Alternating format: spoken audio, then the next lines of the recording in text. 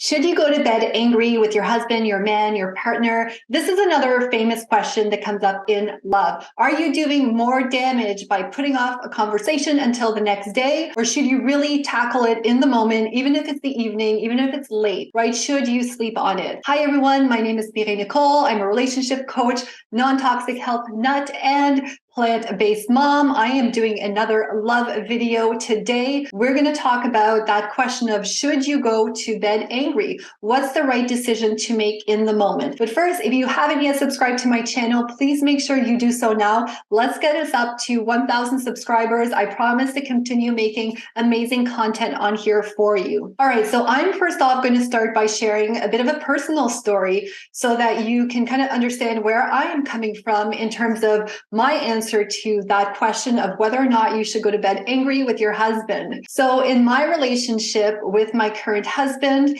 we went through this phase where our relationship was a lot rockier, things were going sideways. We were arguing about anything and everything. Like the smallest thing that would come up would create an argument. We would argue in moments where we should be having fun. Maybe we were like traveling or going on an adventure, doing some sort of activity together. And there was always this underlying current because at that point, we didn't know how to argue or how to resolve conflict. So there were a lot of times, I have to say, where we were faced with this decision of whether or not we should go to bed angry. I know for myself personally, I was never a big fan of going to bed angry because I had it in my head that we should never do that. That's what I would hear other people say or what, society seemed to think. And I'm not a super religious person, but I was just reading a relationship book and they quote the Bible as saying in Ephesians 4:26, "Let not the sun go down upon your wrath." And I'm like, oh my goodness, even the Bible says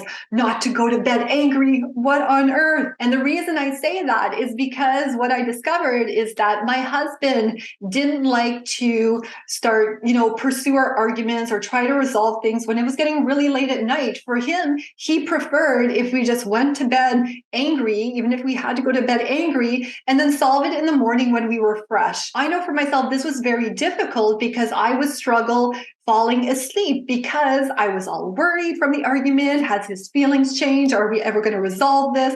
Does this mean this is the end of our relationship? Like all these questions were ruminating in my mind, and this stressed me out, especially too, because, when you're falling asleep, as you're falling asleep, your brain goes into these theta brain waves. And I'm like, oh my goodness, this is getting absorbed into my subconscious.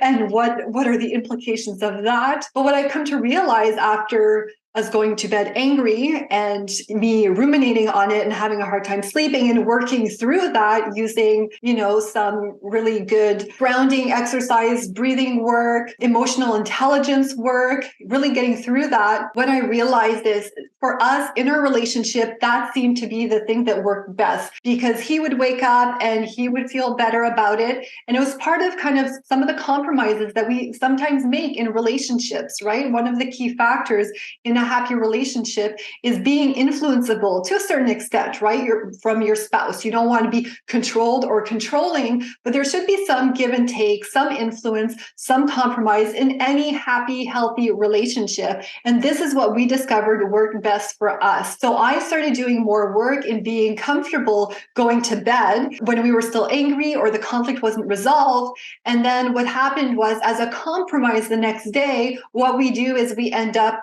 working on it, shortly after we get up. Like, I'll let my man have a coffee and whatnot, and then we get the discussion going so it doesn't drag on forever, because there's always the risk or the danger that you don't resolve the conflict at night, then you wake up the next day and you start doing your own thing and you kind of maybe just ignore it, or maybe you start, you guys kind of not forget about it, but intentionally don't go back to it. And then this is something that just builds up resentment over time.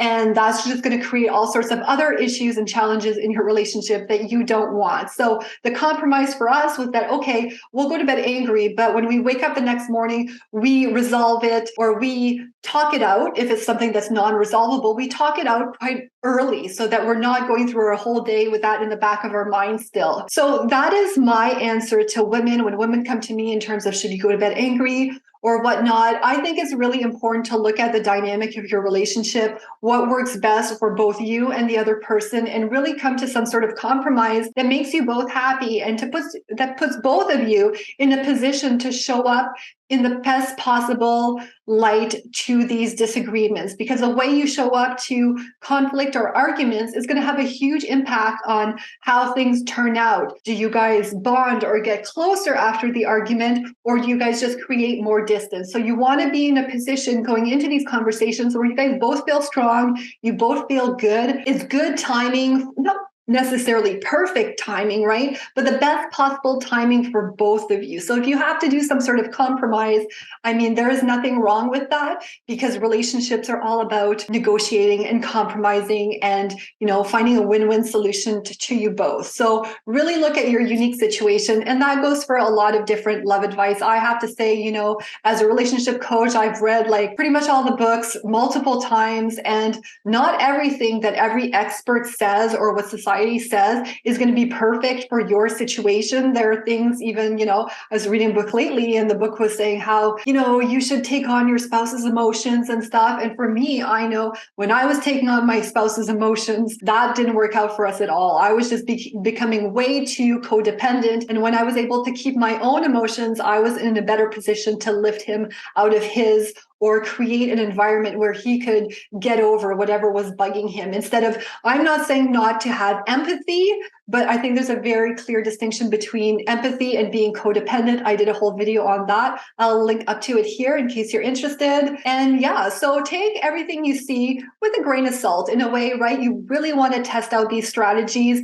Your love life, your relationship is going to be totally unique to you. And I hope what I shared with you today helps give you clarity in your own situation, your own circumstances, and gives you something to test out and try out for yourself. So if you have any questions, comments, thoughts on this video and the opinion I just shared, make sure to leave them in the comments below. I am super curious. If you have questions, I intend to answer all my questions. So I'm so excited when you guys participate on here and let me know that this content is landing with you guys. So always happy to talk to you. Thank you so much for watching this video, and I will see you in the next one.